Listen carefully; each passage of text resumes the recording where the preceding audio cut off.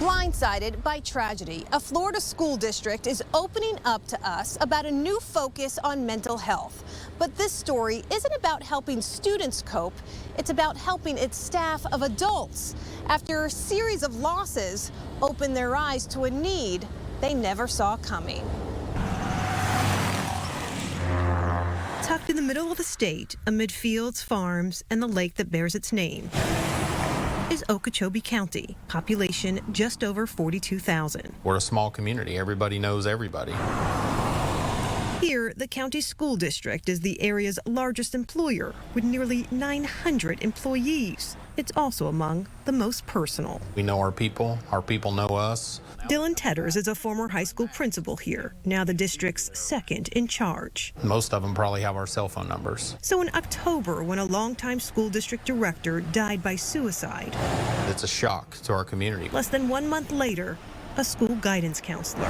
When you look at it just simply on paper, you say, okay, what is going on? And then, just about a week and a half ago, came the news about a district math teacher, Yep. beloved by so many. It's tough. Tough.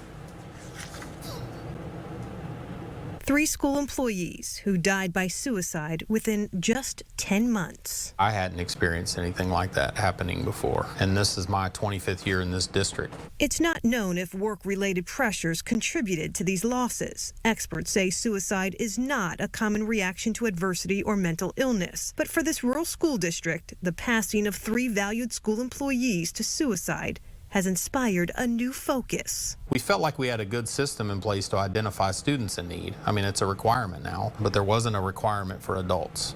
So we needed to be able to provide that avenue. And one that could be completely anonymous, so beyond what's offered through HR or insurance. Since December, the district has outsourced a staff-only psychologist at no charge to employees. There's also a monthly health and wellness menu with offerings such as skateboarding, a book club, yoga.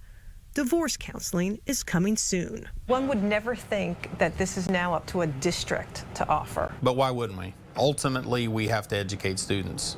But if our staff is not healthy, are we educating our students to the full potential? National surveys show in the last year since the pandemic, teacher stress and anxiety has soared, with morale plummeting. This has been a very stressful year and a half. The president of Florida School Superintendents Association hadn't heard about the losses in Okeechobee County, but acknowledged the need for mental health services for school staff statewide. While millions in state funding has focused on beefing up district mental health services for students, it's unclear if any of that money can also be used to support school staff.